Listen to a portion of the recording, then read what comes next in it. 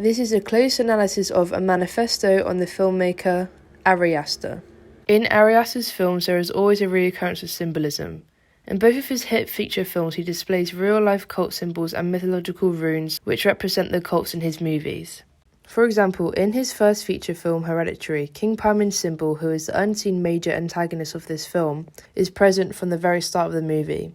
The symbol is first seen as a pendant on Annie's deceased mother's neck at the funeral, and it is seen again on the pole that decapitates Charlie. In Aster's second feature film, Midsummer, ancient Nordic runes such as Feihu and the radio runes are displayed on the cast costumes, engraved on stone, in decorations and tapestries. By using these foreign symbols in a movie that is mainly directed at a dominantly English-speaking audience, it makes the audience want to research the meanings of these symbols and piece together the pieces of the puzzle. Therefore, the movie is still relevant in the audience's minds even after the movie is over. Next in Aster's manifesto. In the film Midsummer, the three main colours of the movie are yellow, red and green. The colour yellow in the movie could represent something warm and inviting and happy, but as they enter the commune it could also represent a warning, and foreshadows themes of treachery, cowardice and envy. The colour red in the movie represents a variety of things as simple as anger, love, death and purity. Lastly, the colour green represents things such as spring, hope and new life. However, in medieval folklore, it also symbolises the devil and trickery. As viewers watch this, they will start to realise what a juxtaposition of a movie this really is, and how the whole mise-en-scène and aura of the movie seems safe and innocent until you look deeper and start to realise that it is not as safe as it really is made out to be. Aster clearly wanted to design a place that lures you in with all its beauty, and you don't realise its darkness until the Haga have you fully trapped, and Aster has achieved this perfectly. Next in Aster's manifesto. Unlike conventional horror films, Aster creates layered and in-depth storylines that stand out in its genre. For example, in Hereditary, instead of just horror, there is also elements of family tragedy and drama that was brought along with the gruesome death of only daughter and younger sibling Charlie.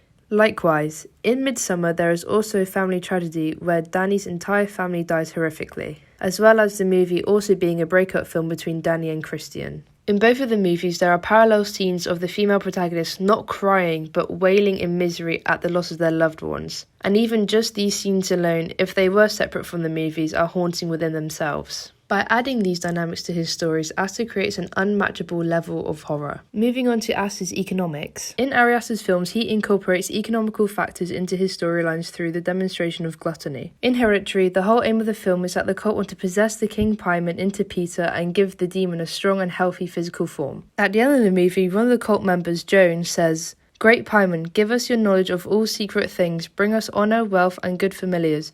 Bind all men to our will as we have bound ourselves now and forever to yours. Hail Paimon." By doing this, Aster has effectively told the audience the goals of the cult members, which is their cruel thirst for economical growth and power. And by doing this, he has demonstrated the lengths to which some people may go to for their own gain. At the start of Ari Aster's movie Midsummer, Danny loses her entire immediate family instantly, and by the end of the movie she is crowned May Queen of the Haga and has a new life with a new family who adore her. The movie Midsummer is also, as Aster says, a breakup movie where her boyfriend Christian is immature and selfish and generally doesn't treat Danny very well throughout their entire relationship. By the end of the movie, Danny and Christian have broken up and it is implied that she is now with Pele. Aster has strongly shown us the economics of loss and gain through many different concepts in this movie through his protagonist Danny. Moving on to the technicalities of Aster's manifesto. Ari Aster effectively uses camera work such as long takes, wide shots, and full 360-degree rotations in his films to create certain effects on the audience. In Hereditary, Aster uses a variety of long takes. This creates a stomach-dropping effect of terror where you are unable to move. He also uses long takes to deprive the audience from seeing what is going on the other side of the camera. This creates an emotional build-up of dread for the audience.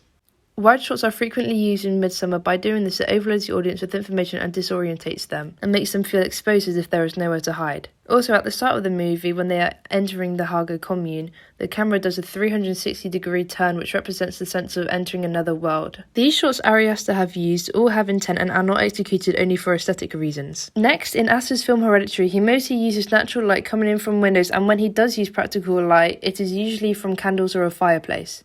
This gives the movie set a haunted house ambience instead of just a family home. Aster uses the shadows caused by natural light to his advantage by hiding silhouettes in dark corners of the scene, and letting the audience's brains trick them into seeing something that isn't really there. This is strongly effective because Aster is psychologically putting the audience on the edge of their seat and waiting for something bad to happen. The sounds in Aster's horror films are either really subtle or really intense. By doing this, the sound enables the ability to control the tension in the movie. In the time of Charlie's death, as her situation in the car becomes more and more dire, the music grows more intensely with it. There is only diegetic sounds left in the scene after she dies. Once Peter gathers himself and begins driving again, so does the diegetic sounds. The music in this scene mirrors the emotions of the characters and really draws the audience into the action. Some people have interpreted Midsommar in a way that it shows how a society, our political norms are vanishing one after another, and how Midsommar is offering visions of what might come next. In Aster's filmmaking process, he enjoys leaving parts of his films open for interpretation. By doing this, it is effective in making his movies become split into pieces of a puzzle that the audience have to piece together themselves. And lastly, in Aster's film Midsommar, there are many subtle demonstrations of institutional racism presented throughout the film. In an article from Collider, they say, in Aster's words, the Haga were designed as racist and represent a part of Swedish history and European history. By doing this, Aster is successfully exposing white supremacists by showing how vicious they can be when given enough power.